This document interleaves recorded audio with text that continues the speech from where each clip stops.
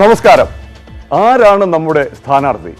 Mani C Kappan UDF-ലേക്ക് പോയപ്പോൾ LDF convener A Vijayaraghavan പറഞ്ഞ ആ വാചകമുണ്ട്. പാലായെക്കുറിച്ചല്ല, ഒരു മണ്ഡലത്തെക്കുറിച്ചും ചർച്ച ചെയ്തിട്ടില്ല. അതിനു മുമ്പ് മാണി സി കാപ്പൻ പോയത് എന്തിനാണെന്ന് അറിയില്ല. ഇതായിരുന്നു വിജയരാഘവൻ മാത്രമല്ല എല്ലാ LDF നേതാക്കളും പറഞ്ഞിരുന്നത്. ചർച്ച ചെയ്തിട്ടില്ല എന്നതൊക്കെ അവിടെ നിൽക്കട്ടെ. ഇനി ചർച്ച ചെയ്താൽ, ചർച്ച കഴിഞ്ഞാൽ പാലാ സീറ്റ് മാണി സി കാപ്പന് കൊടുക്കുമോ? രാഷ്ട്രീയം അറിയാവുന്ന എല്ലാവർക്കും എന്നതുപോലെ മാണി സി കാപ്പനും അറിയാം കിട്ടാൻ പോകുന്നില്ല എന്ന്. ചർച്ച ചെയ്തിട്ടില്ല എന്ന് പാർട്ടികൾ പറയുമെങ്കിലും ഓരോ സീറ്റിലും ആരൊക്കെ എന്നൊരു ചുരുക്കപ്പട്ടിക പണ്ടേ ആയിക്കഴിഞ്ഞു. ആ പട്ടികകളിലൂടെയാണ് ഇനിയുള്ള ദിവസങ്ങൾ. US-ലെ പ്രൈമറി തെരഞ്ഞെടുപ്പ് പോലെ നാട്ടുകൂട്ടം കൂടാറൊന്നുമില്ലെങ്കിലും ഈ സ്ഥാനാർത്ഥി തെരഞ്ഞെടുപ്പുകളും സംഭവ ബഹുലമാണ്. സ്വാഗതം.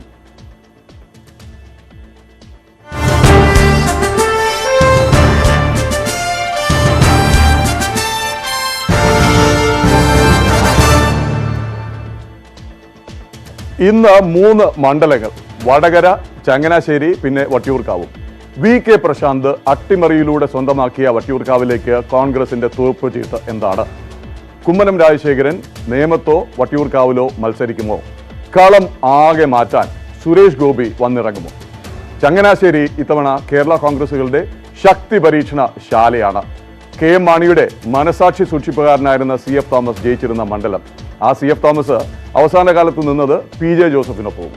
പാല ജയിക്കുന്നത് പോലെ തന്നെ പ്രധാനമാണ് ജോസ് കെ മാണിക്ക് ചങ്ങനാശ്ശേരിയിലെ LDF സ്ഥാനാർത്ഥിയുടെ ജയവും. ഈ 2 മണ്ഡലങ്ങളിലേക്കും പോകും മുൻപ് നേരെ വടകരയിലേക്ക്. അവിടെയാണ് ഏറ്റവും നാടകീയമായ നീക്കങ്ങൾ ഇരുവശത്തും നടക്കുന്നത്. KK രമ UDF സ്ഥാനാർത്ഥിയായി എത്തുമോ എന്ന ചോദ്യം ഒരു വശത്ത്. CK നാണു ജയിച്ച വടകരയിൽ സ്ഥാനാർത്ഥിയെ നിർണയിക്കും മുമ്പ് ഏത് ജനതാദളിനാണ് അവകാശം എന്ന് തീരുമാനിക്കേണ്ട സ്ഥിതിയാണ് LDF-ന്.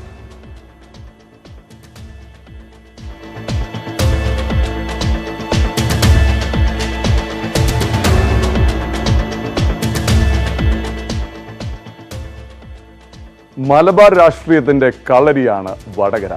ലോകനാർക്കാവിന്റെ പരിസരത്തു നിന്നുള്ള എല്ലാ അടവുകളും പയറ്റുന്ന ഇടം. ആദ്യം കഴിഞ്ഞ തവണത്തെ ഫലം ഒന്ന് നോക്കാം.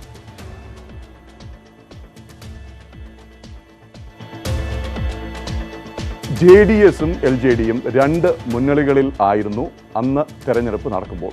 LJD-യുടെ മനയത്ത് ചന്ദ്രനെ JDU-വിന്റെ CK നാണു തോൽപ്പിച്ചു.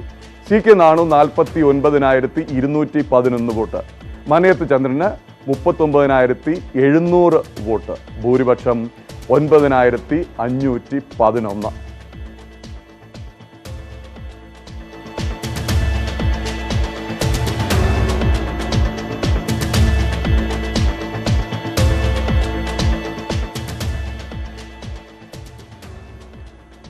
വടകര മണ്ഡലത്തിന്റെ സമഗ്ര വിവരങ്ങളുമായി വിനേഷ് കുമാർ ചേരുകയാണ്. വിനേഷ്, ഇതായിരുന്നില്ല വടകരയിലെ യഥാർത്ഥ മത്സരം അല്ലെ? KK രമ TP ഹൗസ് എന്ന പേരിൽ മത്സരിച്ച് നേടിയ 20,346 വോട്ടാണ്. 2 രമമാരെ അപരകളായി ഇറക്കിയിട്ടും കിട്ടിയ വോട്ട്. ആ വോട്ടാണ് കഴിഞ്ഞ തവണ വടകരയിൽ നിർണായകമായത്. BJP-യുടെ M രാജേഷ് കുമാറിന് 13,890 വോട്ടും അവിടെ കിട്ടി. അപ്പോൾ രമ പിടിച്ച വോട്ട് ആരുടേത്? അത് ഇത്തവണ എവിടെ പോകും? വിനേഷ്, കണക്കിലേക്ക് പോകുന്നതിന് മുമ്പ് ഒരു ചോദ്യം. വടകരയിൽ LDF-ന് വേണ്ടി LJD മത്സരിക്കുമോ അതോ JDS-ഓ? എങ്ങോട്ടാണ് കാര്യങ്ങൾ പോകുന്നത്?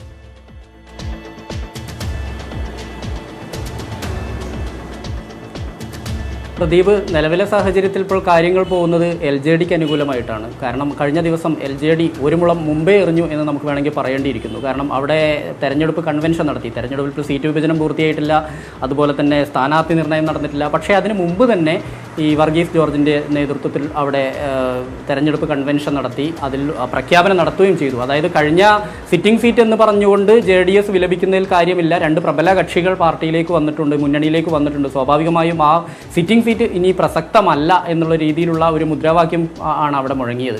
മാത്രമല്ല വലിയൊരു ശക്തി പ്രകടനം നടത്തി. തങ്ങൾക്കാണ് കൂടുതൽ, അല്ലെങ്കിൽ JDS-യേക്കാൾ കൂടുതൽ തങ്ങൾക്കാണ് ഇവിടെ ശക്തിയുള്ളത് എന്നുള്ളൊരു ശക്തി പ്രകടനം കൂടി നടത്താൻ LJD തയ്യാറായിട്ടുണ്ട്. സ്വാഭാവികമായും ആ കാര്യങ്ങൾ അങ്ങോട്ടാണ് പോകുന്നത് എന്ന് നമുക്ക് ഊഹിക്കാം. കാരണം കാര്യങ്ങൾ ഇപ്പോൾ സീറ്റ് വിഭജന ചർച്ചകൾ നടക്കുന്നുണ്ട്. ഇപ്പോൾ ജെ ഡി എസ് എന്ന് പറഞ്ഞാൽ എത്രയോ കാലമായിട്ട് ഒരു മയിൽക്കുറ്റി കണക്കെ അവിടെ നിൽക്കുന്ന ഒരു കാഴ്ചയാണ് നമുക്ക് കാണാൻ കഴിയുന്നത്. എന്തായാലും LDFന് അനുകൂലമായ ആണ് കാര്യങ്ങൾ എന്ന് തന്നെയാണ് പറയുന്നത്. കാരണം LDFന് അനുകൂലമായി കാര്യങ്ങൾ മുന്നോട്ട് പോകുന്നുണ്ട്. LJD ഇത്തവണ കൂടിയിട്ടുണ്ട്. LJDക്ക് അത്യാവശ്യം വോട്ടുള്ളൊരു സ്ഥലമാണത്. LJDക്കും JDSനും വോട്ടുണ്ട്. പക്ഷേ ഈ രണ്ടിൻ്റെയും ലയനം വൈകിപ്പോകുന്നത് കൊണ്ട് തന്നെ ഈ സീറ്റിനെ ചൊല്ലിയിട്ട് ഒരു തർക്കം ഉണ്ടാകുകയോ അല്ലെങ്കിൽ ആരെങ്കിലും വിമതർ ഇറങ്ങുമോ എന്നൊക്കെ ഉള്ള ഒരു വലിയ പ്രശ്നം അവിടെ നിലനിൽക്കുന്നുണ്ട്. ഇപ്പോൾ JDSലാണെങ്കിൽ വരാൻ സാധ്യതയുള്ളത് CK നാണുവിൻ്റെ അപ്പുറത്തേക്ക് വേറെ ആരെയും ചിന്തിക്കാൻ കഴിയില്ല. വേറൊരു പേര് അവിടെ നിന്ന് ഇല്ല എന്ന്. LJDയിലേക്കാണെങ്കിൽ മനേത് ചന്ദ്രന്റെ പേര് തന്നെയാണുള്ളത്. മറ്റൊന്ന് വേണമെങ്കിൽ അതുകൊണ്ട് തന്നെ അദ്ദേഹം പിന്മാറുന്നു എന്നുള്ള ചില റിപ്പോർട്ടുകൾ നേരത്തെ ഉണ്ടായിരുന്നു. അല്ല, ഒരു പക്ഷേ JDSന് സീറ്റ് നൽകിയാൽ അല്ലെങ്കിൽ ലയനം ഉണ്ടാവുകയും CK നാണു പക്ഷം ഇവർക്കൊപ്പം ചേരുകയും ചെയ്തു കഴിഞ്ഞാൽ CK നാണു ഉണ്ടാകുമോ? വേറെ ആരെയെങ്കിലും പരിഗണിക്കുന്നുണ്ടോ?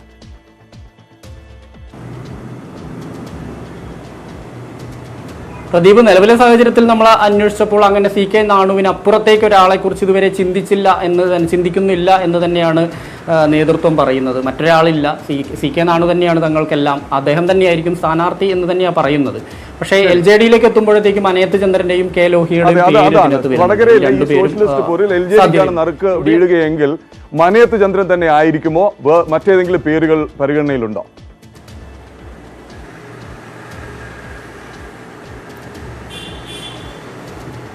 പ്രദീപ്, ഞാൻ സൂചിപ്പിച്ച പോലെ തന്നെ മനയത്ത് ചന്ദ്രന് തന്നെയാണ് ആദ്യ പ്രയോറിറ്റി ഉണ്ടാവുക എന്നാണ് ഇപ്പോൾ നമുക്ക് അറിയാൻ കഴിയുന്നത്. കാരണം ഇതിന്റെ സ്ഥാനാർത്ഥി നിർണയവും സീറ്റ് വിഭജനവും ഒക്കെ ഇപ്പോഴും അതിന്റെ ചർച്ചകൾ നടക്കുന്ന ഒരു സാഹചര്യമായതുകൊണ്ട് ഉറപ്പിച്ച് പറയാൻ കഴിയില്ല. എങ്കിൽ പോലും അദ്ദേഹത്തിന്റെ പേര് തന്നെയാണ് ആദ്യമുള്ളത്. മറ്റൊന്ന് K ലോഹിയാണ്. ലോഹിയ ഇവിടെ സജീവമാണ് പാർട്ടിയിൽ. പക്ഷേ CPMന് വലിയൊരു താല്പര്യമില്ലാത്ത ആൾ എന്ന നിലയിൽ ലോഹിക്ക് ഒരു പക്ഷേ കിട്ടാനുള്ള സാധ്യത വളരെ കുറവായിരിക്കും. വിനേഷ്, UDFന്റെ കാര്യം കൂടി ഒന്ന് ചർച്ച ചെയ്യണം. KK രമ UDF സ്ഥാനാർത്ഥി ആകാനുള്ള സാധ്യത എത്രയുണ്ട്? UDF അങ്ങനെ ഒരു ആലോചന നടത്തുന്നുണ്ടോ?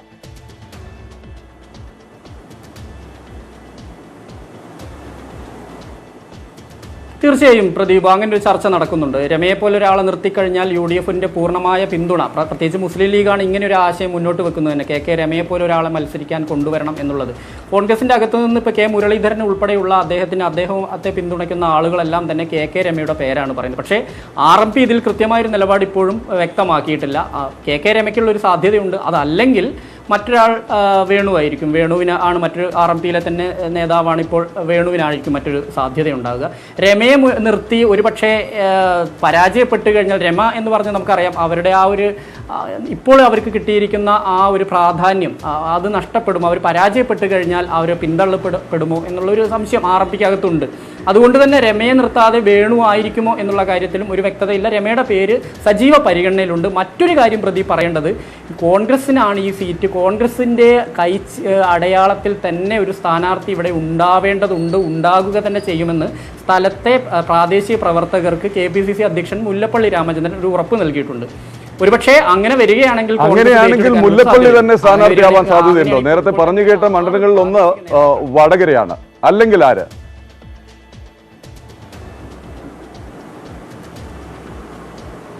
മുല്ലപ്പള്ളിക്കുള്ള ഒരു സാധ്യത നിലവിലെ സാഹചര്യത്തിൽ ഇല്ല എന്ന് പറയാം. കാരണം അദ്ദേഹം KPCC അധ്യക്ഷൻ സ്ഥാനം വിട്ടൊരു മത്സരത്തിലേക്ക് ഇല്ല എന്ന് അദ്ദേഹം പലപ്പോഴായിട്ട് പറഞ്ഞതാണ്. ഒരുപക്ഷെ അങ്ങനെ നേതൃത്വം തീരുമാനിക്കേണ്ടി ഒരു ഘട്ടം ഉണ്ടായാൽ അദ്ദേഹം മത്സരിക്കുക തന്നെ ചെയ്യും. അല്ലെങ്കിൽ ഇപ്പോഴുള്ളത് ആറോളം കോൺഗ്രസ് നേതാക്കൾ ഇപ്പോൾ തങ്ങൾ സീറ്റ് ആവശ്യപ്പെട്ടു, അല്ലെങ്കിൽ അവിടെ സ്ഥാനാർത്ഥി കുപ്പായം തുന്നിയിരിക്കുന്നു എന്ന് തന്നെ നമുക്ക് പറയേണ്ടിയിരിക്കുന്നു. അതിലൊന്ന് ഐ മൂസയാണ്, KPCC ജനറൽ സെക്രട്ടറിയായ ഐ മൂസ. അതുപോലെ തന്നെ രാധാകൃഷ്ണൻ കോട്ടയിൽ KPCC ജനറൽ സെക്രട്ടറിയാണ്. മറ്റൊന്ന് ഇവിടെ ഉണ്ടായിരുന്ന സുനിൽ മടപ്പള്ളി എന്ന് പറഞ്ഞ ഒരാളുണ്ട്. ഇങ്ങനെ 6 പേരോളം ഇപ്പോൾ മത്സരിക്കാൻ സാധ്യതയുണ്ട്. ഇവരെല്ലാം തന്നെ ഈ മുല്ലപ്പള്ളിയുമായി അടുത്ത ബന്ധമുള്ളവരാണ്, മുല്ലപ്പള്ളിയുടെ ആളുകൾ എന്നുള്ള രീതിയിൽ അറിയപ്പെടുന്നതാണ്. നമുക്കറിയാം കല്ലാമലയിൽ മത്സരിച്ച സമയത്ത് അവിടെ RMP സ്ഥാനാർത്ഥിക്കെതിരെ വിമതന നിർത്തുകയും അദ്ദേഹത്തിന് വിമത സ്ഥാനാർത്ഥിയായ സത്യന് കൈയടയാള ചിഹ്നം വാങ്ങിച്ചു കൊടുത്തതിന് പിന്നിൽ മുല്ലപ്പള്ളിയാണെന്നുള്ള രീതിയിലുള്ള വലിയ ചർച്ചകൾ ഉണ്ടാവുകയും പ്രധാനമായും K മുരളീധരനും മുല്ലപ്പള്ളിയും മുഖാമുഖം പോർമുഖം തുറന്നത് തന്നെ ഈ ഒരൊറ്റ സാഹചര്യത്തിൽ, അല്ലെങ്കിൽ ഈ ഒരൊറ്റ കാരണം കൊണ്ടായിരുന്നു തുടക്കത്തിൽ.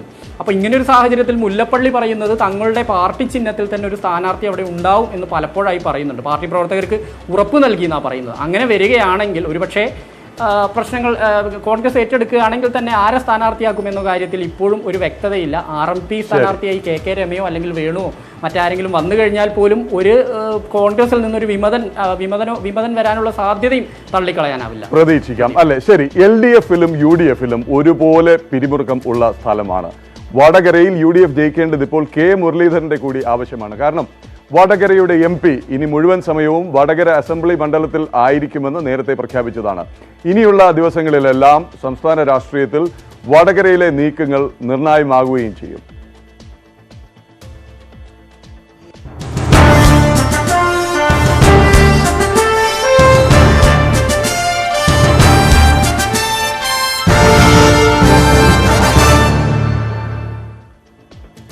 ഇനി ചങ്ങനാശ്ശേരിയിലേക്കാണ്. സാധാരണ നിലയ്ക്ക് നോക്കിയാൽ വലിയ നാടകങ്ങളൊന്നും ഉണ്ടാകുന്ന സ്ഥലമല്ല. സത്യൻ അന്തിക്കാടിൻ്റെ സിനിമ പോലെ ഒരു സ്ഥിരം കുടുംബ ചിത്രമാണ് ചങ്ങനാശ്ശേരിയിൽ നിന്ന് സാധാരണ റിലീസ് ചെയ്യാറുള്ളത്. അടിയും ഇടിയുമൊക്കെയുള്ള ഒരു മിന്നായം ഒരു പക്ഷേ ഉണ്ടാകാം, അത്രയേ ഉള്ളൂ. പക്ഷേ ഇത്തവണ കഥ മാറുകയാണ്. അവിടുത്തെ പൊതു ചിത്രം നോക്കും മുൻപ് ശ്രീജിത്തിലേക്ക്. ശ്രീജിത്ത്, മണ്ഡലത്തിൻ്റെ കഥ പിന്നാലെ പറയണം. പക്ഷെ അതിനു മുൻപ് ജോസഫ് ഗ്രൂപ്പിൻ്റെയും ജോസ് കെ മാണി ഗ്രൂപ്പിൻ്റെയും നേരിട്ടുള്ള ബലപരീക്ഷണ വേദിയായി മാറുമോ ചങ്ങനാശ്ശേരി? ഇരുവിഭാഗവും നേരിട്ട് മത്സരിക്കാനുള്ള സാധ്യതകൾ എന്തൊക്കെയാണ്?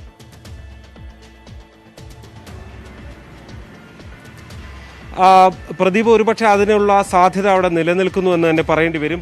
പക്ഷേ ഇത്തവണ കഴിഞ്ഞ തവണ ജനാധിപത്യ കേരള കോൺഗ്രസ് മത്സരിച്ച സീറ്റാണ്. ആ സീറ്റിൽ KC ജോസഫാണ് മത്സരിച്ചത്. KC ജോസഫ് കുട്ടനാട്ടിലേക്ക് പോയാൽ ആ സീറ്റ് ജോസ് വിഭാഗത്തിന് തന്നെ കൊടുത്തേക്കും. അങ്ങനെയുള്ള ചർച്ചകളാണ് നടക്കുന്നത്. ജനാധിപത്യ കേരള കോൺഗ്രസിൻ്റെ തിരുവനന്തപുരം സീറ്റ് CPM ഏറ്റെടുക്കുമെന്ന് നേരത്തെ പറഞ്ഞതാണ്. അതിന് പിന്നാലെ ചങ്ങനാശ്ശേരിയും ഏറ്റെടുക്കുമോ?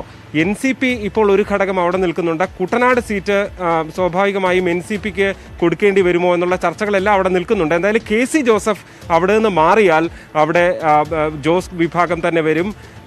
ഇപ്പുറത്ത് ജോസഫ് ഗ്രൂപ്പിന്റെ സിറ്റിംഗ് സീറ്റാണ്. അതായത് ജോസഫ് സിറ്റിംഗ് സീറ്റ് എന്ന് പരിഗണിക്കുന്നത് ജോസഫിനൊപ്പം ഏതൊക്കെ നേതാക്കൾ പോയിട്ട് തീർച്ചയായും ഇപ്പുറത്ത് PJ ജോസഫിൻ്റെ സിറ്റിംഗ് സീറ്റാണ്. PJ ജോസഫ് വിഭാഗത്തിൻ്റെ സിറ്റിംഗ് സീറ്റാണ്. PJ ജോസഫിനൊപ്പം പോയ ആളുടെ സിറ്റിംഗ് സീറ്റാണ്. അതുകൊണ്ട് തന്നെ ജോസഫ് വിഭാഗത്തിന് തന്നെ കൊടുക്കുമെന്നുള്ള ചർച്ചകളാണ് ഇതുവരെ നടന്നിട്ടുള്ളത്. അങ്ങനെ വന്നാൽ ഒരു ജോസഫ് പോരാട്ടം നേരിട്ട് നടക്കുന്നു. ഒരുപക്ഷെ പാലയിൽ പോലും നമ്മൾ ഇത്തവണ അത് പ്രതീക്ഷിക്കേണ്ട, അവിടെ കാപ്പൻ വന്നു കഴിഞ്ഞു. പക്ഷേ ചങ്ങനാശ്ശേരി ഇഞ്ചോടിഞ്ച് പോരാട്ടം നടക്കുന്ന ജോസഫ് ഗ്രൂപ്പും ജോസ് ഗ്രൂപ്പും തമ്മിൽ നേരിട്ട് ഏറ്റുമുട്ടുന്ന ഒരു മണ്ഡലമായി മാറുമെന്ന കാര്യത്തിൽ യാതൊരു സംശയവുമില്ല. പ്രദീപ്, ശ്രീജിത്ത്, ചങ്ങനാശ്ശേരിയിലെ കഴിഞ്ഞ തെരഞ്ഞെടുപ്പിലെ ചിത്രം ഒന്ന് നോക്കിയിട്ട് വരാം. CF തോമസിന് കിട്ടിയത് 50,371 വോട്ട്. കുട്ടനാട്ടിൽ നിന്ന് വന്ന ഡോക്ടർ KC ജോസഫ് മത്സരിച്ച് 48,522 വോട്ട് നേടി.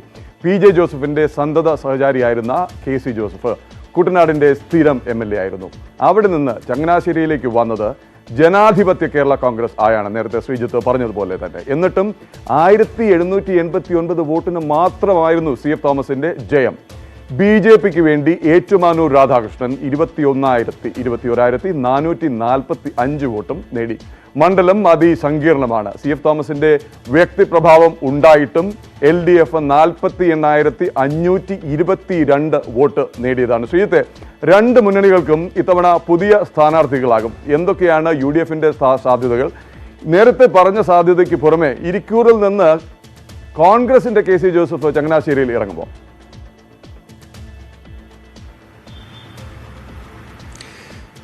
സാധ്യത തള്ളിക്കളയാൻ കഴിയില്ല പ്രദീപ്. അവസാന ഘട്ടത്തിൽ KC ജോസഫ് പക്ഷേ നേരിട്ട് സംസാരിക്കുമ്പോൾ പറയുന്നത് ഇപ്പോഴത്തെ ഒരു കോൺഗ്രസിലെ ഒരു അല്ലെങ്കിൽ UDFിലെ ഒരു സംവിധാനം അനുസരിച്ച് സിറ്റിംഗ് സീറ്റ് അതാത് പാർട്ടികൾക്ക് കൊടുക്കുക എന്നുള്ളതാണ്. അഥവാ ജോസഫ് വിഭാഗത്തിൽ പലരും ആ സീറ്റിന് വേണ്ടി വലിയ കടിപിടി നടക്കുന്നുണ്ട്. അതുകൊണ്ട് തന്നെ അവിടെ ഒരു തർക്കമുണ്ടായി. ജോസഫ് ഗ്രൂപ്പിന് പല സീറ്റുകളും ഇത്തവണ കോൺഗ്രസിന് വേണ്ടി വിട്ടുകൊടുക്കേണ്ടി വരും.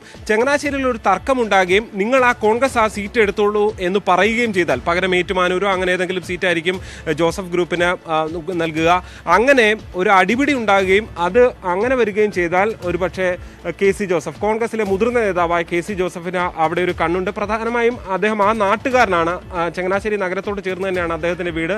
അങ്ങനെ വന്നാൽ പക്ഷേ ഇതൊക്കെ ഒരു ഏറ്റവും അവസാനത്തെ ചർച്ചകളിൽ മാത്രമായിരിക്കും ഒരു വ്യക്തത വരിക. UDFിൽ എല്ലാ കാലത്തും ചങ്ങനാശ്ശേരിയുടെ കാര്യത്തിൽ പലപ്പോഴും ഇത്തരത്തിൽ തർക്കങ്ങൾ ഉണ്ടാകുമ്പോൾ CF തോമസ് പിൻവാങ്ങുമായിരുന്നു. അങ്ങനെ ഒരു ചരിത്രം എല്ലാ കാലത്തും ഉണ്ടായിരുന്നു. ഉണ്ടായിരുന്നു. ഞാൻ മത്സരിക്കുന്നില്ല എന്നൊക്കെ പറഞ്ഞ് ഇത്തവണ ഞാനില്ല എന്ന് പറഞ്ഞ് പിന്മാറുമായിരുന്നു. അവസാനം KM മാണിയുടെ നിർബന്ധത്തോടെ CF മത്സരിക്കുന്ന ഒരു സ്ഥിതിയും CF വളരെ ചെറിയ ഭൂരിപക്ഷത്തിനാണെങ്കിലും വിജയിക്കുന്ന ഒരു സാഹചര്യവുമായിരുന്നു ചങ്ങനാശ്ശേരിയിൽ ഉണ്ടായിരുന്നത്.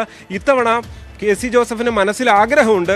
ആ ആഗ്രഹം ഒരുപക്ഷെ അവസാനത്തെ ചർച്ചകളിലും ഇത്തരത്തിലുള്ള രാഷ്ട്രീയ സംഭവവികാസങ്ങളുടെ ഒടുവിൽ അങ്ങനെ മത്സരിക്കേണ്ടി വരുന്ന ഒരു സ്ഥിതിവിശേഷം ഒരുപക്ഷെ ഉണ്ടാകാനുള്ള സാധ്യത അവിടെ നിലനിൽക്കുന്നുണ്ട്. UDF-ൽ ഈ പറഞ്ഞതുപോലെ CF തോമസിന്റെ അനുജനായ സാജൻ ഫ്രാൻസിസും ഒപ്പം തന്നെ VJ ലാലിയും ഉന്നതാധികാര സമിതി അംഗമാണ്. ഇവരുടെയൊക്കെ പേരുകളാണ് ഏറ്റവും മുൻഗണന പട്ടികയിലുള്ളത്.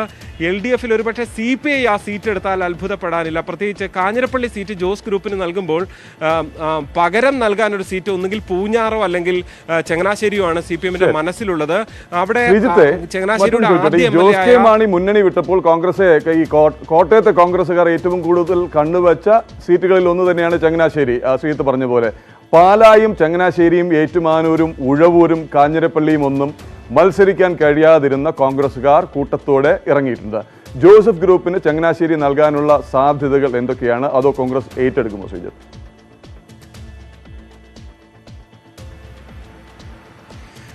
ഇനിയും വ്യക്തത വരേണ്ട വിഷയമാണ്. ചില സീറ്റുകളെങ്കിലും ജില്ലയിൽ ഏറ്റെടുക്കും എന്ന് കോൺഗ്രസ് പറയുന്നുണ്ട്. ചങ്ങനാശ്ശേരിയിൽ ജോസഫ് വിഭാഗത്തിലെ തന്നെ ചില നേതാക്കൾ പറയുന്നത് അവിടെ ഒരു ശക്തനായ സ്ഥാനാർത്ഥിയില്ല. നമുക്കറിയാം, നേരത്തെ പ്രദീപ് സൂചിപ്പിച്ച ഒരു ഗ്രാഫ് അനുസരിച്ച് തന്നെ അവിടെ ഇഞ്ചോടിഞ്ച് പോരാട്ടമാണ് നടക്കുന്നത്. 2011-ലാണെങ്കിലും ഡോക്ടർ ബി ഇക്ബാൽ മത്സരിച്ചപ്പോൾ, ഇടതുപക്ഷ സ്ഥാനാർത്ഥിയായി മത്സരിച്ചപ്പോഴും ഏതാണ്ട് 2500 വോട്ടിന്റെ ഭൂരിപക്ഷം മാത്രമായിരുന്നു അവിടെ ഉണ്ടായിരുന്നത്. അവിടെ ഒരു ശക്തനായ സ്ഥാനാർത്ഥിയില്ലെങ്കിൽ ആ മണ്ഡലം കൈവിട്ടു പോകുന്ന സ്ഥിതി ഉണ്ടാകും. അതുകൊണ്ട് തന്നെ കോൺഗ്രസിൽ കൂടുതൽ പേരുകളില്ല, പലരും ആഗ്രഹിക്കുന്നുണ്ട് എങ്കിൽ പോലും KC ജോസഫ് അങ്ങനെ തന്നെ വരാനുള്ള സാധ്യത നമുക്ക് തള്ളിക്കളയാനാകില്ല. പക്ഷേ അവസാനവട്ട ചർച്ചകളിൽ മാത്രമായിരിക്കും ഇതിലൊരു വ്യക്തത കൈവരിക. പ്രദീപ്. ശരി ശ്രീജിത്ത്, ചങ്ങനാശ്ശേരിയാണ് NSSന്റെ ആസ്ഥാനം. എന്താണ് ഇത്തവണ NSSന്റെ ദൂരം? ലോക്സഭാ തെരഞ്ഞെടുപ്പിൽ തന്നെ സമദൂരം ഒക്കെ മാറ്റി ശരി ദൂരത്തിലേക്ക് എത്തിയിരുന്നു. ഇനി ഒരു ശരി അടുപ്പ പ്രഖ്യാപനം ഉണ്ടാകുമോ? ചങ്ങനാശ്ശേരിയിൽ മാത്രമല്ല, കേരളമെങ്ങും എന്തായിരിക്കും NSS നിലപാട്? ശബരിമല ആരും മുതലെടുപ്പിന് ഉപയോഗിക്കേണ്ടതില്ല എന്നാണ് ജനറൽ സെക്രട്ടറി ഏറ്റവും ഒടുവിൽ പറഞ്ഞത്. പതിവ് തെറ്റിച്ച് NSS കഴിഞ്ഞ തവണ പരസ്യമായി വോട്ട് പിടിച്ച ഒരു മണ്ഡലത്തിലേക്കാണ് അടുത്തത്, വട്ടിയൂർക്കാവിലേക്ക്. ഉപതെരഞ്ഞെടുപ്പിലെ അമ്പരപ്പുകൾക്കും ആഘാതങ്ങൾക്കും ശേഷം പുത്തൻ അടവുകളാണ് മണ്ഡലത്തിൽ. അത് കാണാം ഇടവേളയ്ക്ക് ശേഷം. ആരാവും സ്ഥാനാർത്ഥി തുടരുകയാണ്. വട്ടിയൂർക്കാവ് എന്നു പേരുള്ള മണ്ഡലത്തിന് 3 തെരഞ്ഞെടുപ്പുകളുടെ പഴക്കമേ ഉള്ളൂ. അതിനു മുൻപ് തിരുവനന്തപുരം നോർത്ത് ആയിരുന്നു. അന്നു മുതലുണ്ട് ഇവിടെ തെരഞ്ഞെടുപ്പിലെ അത്ഭുത പ്രവൃത്തികൾ. മണ്ഡലം വട്ടിയൂർക്കാവ് ആയ ശേഷം ആദ്യ തെരഞ്ഞെടുപ്പ് 2011 K മുരളീധരനെ നേരിട്ടത് ചെറിയാൻ ഫിലിപ്പ്. 16,200 വോട്ടിനായിരുന്നു മുരളീധരന്റെ ജയം. അന്ന് BJPയുടെ VV രാജേഷിന് കിട്ടിയത് 13,594 വോട്ട്. പക്ഷേ 2016 കഥ മാറി. കുമ്മനം രാജശേഖരൻ 43,700 വോട്ടുമായി രണ്ടാമതെത്തി. VV രാജേഷിന് 2011 കിട്ടിയതിനേക്കാൾ 30,000 വോട്ട് കൂടുതൽ. CPM-ന്റെ TN സീമയ്ക്ക് 40,444, ഏതാണ്ട് ചെറിയാൻ ഫിലിപ്പിന് കിട്ടിയ അതേ വോട്ട്. വോട്ടർമാരുടെ എണ്ണം കൂടിയിട്ടും വോട്ട് കൂടിയില്ല. അക്കഥയൊക്കെ മാറി കഴിഞ്ഞ ഉപതെരഞ്ഞെടുപ്പിൽ. VK പ്രശാന്തിന് 54,830, കോൺഗ്രസിന്റെ K മോഹൻകുമാറിന് 40,365 വോട്ട്, BJPയുടെ S സുരേഷിന് 27,435 വോട്ട്. കുമ്മനം രാജശേഖരന് ലഭിച്ചതിനേക്കാൾ 16,000 വോട്ട് കുറഞ്ഞു എന്ന് ആർക്കാണ്? സുരേഷിന്. ഇനി കുമ്മനം വീണ്ടും വന്നാൽ എന്ത് സംഭവിക്കും? VV അരുണിലേക്ക് പോകാം. അരുൺ, കുമ്മനം രാജശേഖരൻ വീണ്ടും വട്ടിയൂർക്കാവിൽ മത്സരിക്കാൻ സാധ്യതയുണ്ടോ? അതോ നേമത്തേക്ക് പോകുമോ? കഴിഞ്ഞ തവണ മത്സരിച്ച വട്ടിയൂർക്കാവിൽ നിന്ന് കുമ്മനം മാറും എന്നാണോ മനസ്സിലാക്കുന്നത്?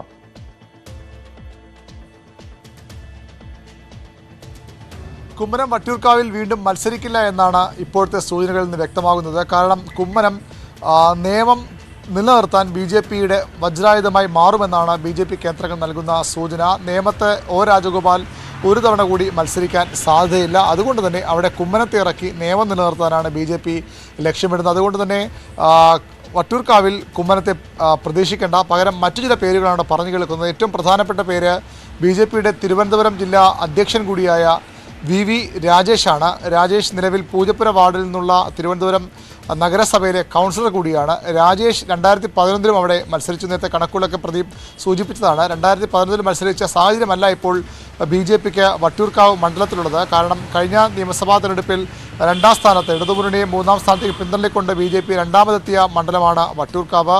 അവിടെ രാജേഷിനെ ഇറക്കിയാൽ ഇത്തവണ മണ്ഡലം പിടിക്കാമെന്നൊരു പ്രതീക്ഷ BJP കേന്ദ്രങ്ങൾക്കുണ്ട്. മറ്റൊരു പേര് കൂടി അവിടെ പറഞ്ഞു കേൾക്കുന്നത് കൃഷ്ണകുമാർ, നടൻ സിനിമാ താരം കൃഷ്ണകുമാറിൻ്റെ പേരാണ്.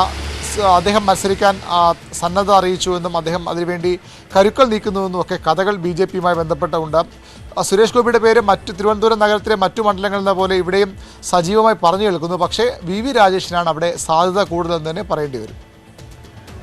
അരുൺ, VK പ്രശാന്ത് വട്ടിയൂർക്കാവിൽ തന്നെ മത്സരിക്കും എന്ന് പറയുമ്പോഴും മറിച്ചുള്ള ചില റിപ്പോർട്ടുകളും ഉണ്ട് അല്ലെ? മന്ത്രി കടകംപള്ളി സുരേന്ദ്രന്റെ കഴക്കൂട്ടത്തേക്ക് പ്രശാന്ത് മാറും എന്നായിരുന്നു ചില ഊഹാകഥകൾ. പ്രശാന്ത് വട്ടിയൂർക്കാവിൽ നിന്ന് മാറാൻ എന്തെങ്കിലും സാധ്യതയുണ്ടോ?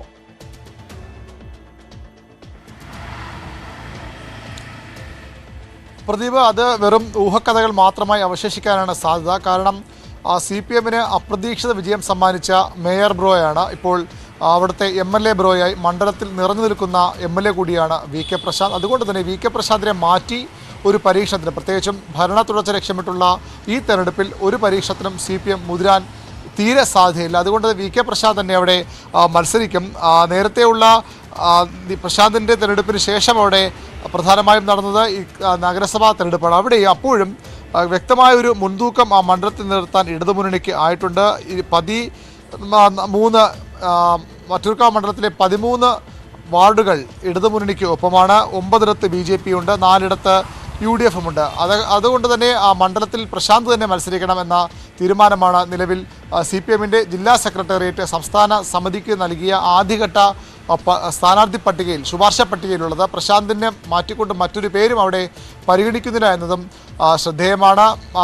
ശക്തമായ സ്വാധീനം ചെലുത്താൻ മണ്ഡലത്തിൽ വലിയ ഭൂരിപക്ഷത്തോടെ നിലനിർത്താൻ പ്രശാന്തിന് കഴിയുമെന്ന പ്രതീക്ഷ തന്നെയാണ് CPM ഇടതു കേന്ദ്രങ്ങൾക്കുള്ളത്. മണ്ഡലത്തിൽ ഇന്ന് പ്രശാന്ത് വട്ടിയൂർക്കാവ് മണ്ഡലത്തിൽ ഒരു ആഘോഷം നടത്തി. അത് മണ്ഡലത്തിലെ നവീകരിച്ച റോഡുകൾ 100 റോഡുകളായെന്നതിൻ്റെ ആഘോഷമായിരുന്നു. കേക്ക് മുറിച്ച് റോഡ് റോളറിൻ്റെ മാതൃകയുള്ള കേക്ക് മുറിച്ച് അല്പസമയം മുമ്പ് പ്രശാന്ത് ആഘോഷിച്ചത്. അതായത് പ്രശാന്ത് പ്രചരണം ഇതിനകം തുടങ്ങിക്കഴിഞ്ഞു എന്ന് വേണമെങ്കിൽ പറയാം. CPM അത്തരമൊരു സന്ദേശം പ്രശാന്ത് നൽകിയിട്ടുണ്ട്. മണ്ഡലം നിലനിർത്തണം, എന്തു വില കൊടുത്തും മണ്ഡലം നിലനിർത്തണം. അതാണ് CPM നേതൃത്വം VK പ്രശാന്ത് നൽകിയിരിക്കുന്ന നിർദ്ദേശം. അതിനനുസരിച്ചുള്ള പ്രവർത്തനങ്ങൾ പ്രാഥമികമായി അദ്ദേഹം അവിടെ തുടങ്ങിയിട്ടുണ്ട്. അതുകൊണ്ട് തന്നെ മറ്റൊരു പേരും ഈ ഘട്ടത്തിലോ അല്ലെങ്കിൽ തെരഞ്ഞെടുപ്പ് അടുക്കുമ്പോഴോ CPM പരിഗണിക്കാൻ ഒട്ടും ഇടയില്ലാത്തൊരു മണ്ഡലമാണ് വട്ടിയൂർക്കാവ്. ശരി അരുൺ, ഈ കോൺഗ്രസ്സുകാർ സ്വന്തം മണ്ഡലം എന്ന് കുത്തകയാക്കി വെച്ചിരുന്ന മണ്ഡലമാണ് വട്ടിയൂർക്കാവ്. അത് വന്ന് പിടിച്ചെടുത്തത് അരുൺ പറഞ്ഞ പോലെ തിരുവനന്തപുരത്തിന്റെ മേയർ ബ്രോയാണ്. വടകരയിലേക്ക് പോയ ശേഷം K മുരളീധരൻ അവിടെ തിരിഞ്ഞ് നോക്കിയിട്ടേയില്ല. കഴിഞ്ഞ ഉപതെരഞ്ഞെടുപ്പിൽ തന്നെ അതിന്റെ കലഹങ്ങൾ പരസ്യമായി ഉയരുകയും ചെയ്തു. ഇത്തവണ കോൺഗ്രസിന് മുന്നിലുള്ള സാധ്യതകൾ എന്തൊക്കെയാണ്? ഭരണം പിടിക്കാൻ ഓരോ സീറ്റും നിർണായകമായതിനാൽ UDF ആരെ മത്സരിപ്പിക്കും?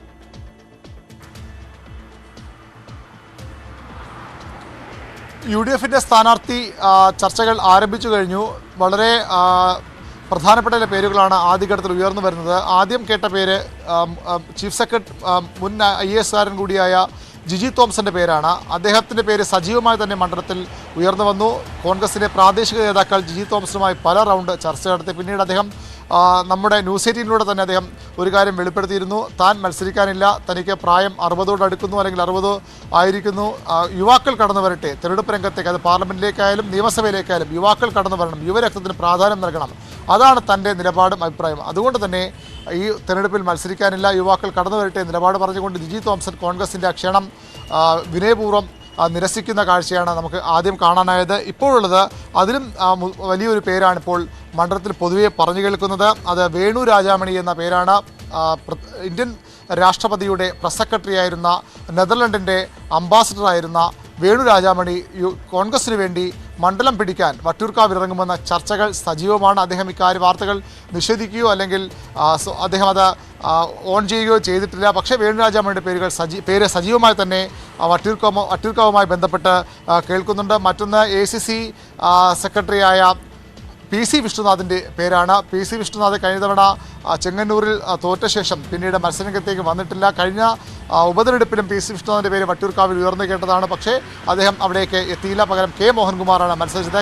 K മോഹൻകുമാർ ഇത്തവണയും മത്സരസന്നദ്ധത പാർട്ടിയെ അറിയിച്ചതായാണ് ലഭിക്കുന്ന വിവരങ്ങൾ. വിഷ്ണുനാഥിൻ്റെ പേര് വളരെ സജീവമായി മണ്ഡലത്തിലുണ്ട്. മറ്റൊന്ന് ചെമ്പഴന്തി അനിൽ എന്ന DCC നേതാവിൻ്റെ പേരാണ്. ഏതായാലും ഇപ്പോൾ ഈ 4 പേരുകൾ പറയുമ്പോഴും അതിലെ മുന്നിൽ പറയാൻ കഴിയുന്ന പേര് വേണു രാജാമണിയുടേതാണ്. ഏതായാലും ഒരു അപ്രതീക്ഷിത സ്ഥാനാർത്ഥി തിരുവനന്തപുരത്ത് പലയിടത്തും UDF തവണ ഉണ്ടാകുമെന്ന അഭ്യൂഹങ്ങളുണ്ട്, ചർച്ചകളുണ്ട്. അങ്ങനെ ഏതെങ്കിലും അപ്രതീക്ഷിത സ്ഥാനാർത്ഥി വന്ന് വട്ടിയൂർക്കാവ് മണ്ഡലം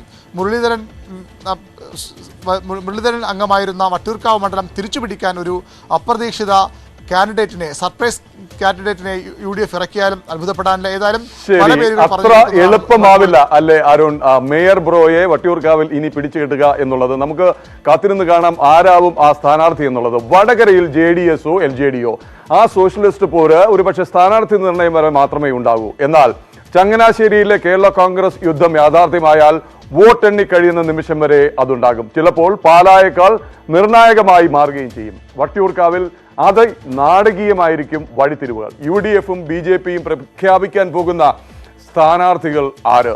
രാഷ്ട്രീയത്തിനപ്പുറം അവരുടെ വ്യക്തിപ്രഭാവത്തിന്റെ കൂടി മത്സരമായിരിക്കും വട്ടിയൂർക്കാവിൽ നടക്കുക. കാണാം നാളെ കൂടുതൽ മണ്ഡലങ്ങൾ, കൂടുതൽ സാധ്യതകൾ. നമസ്കാരം.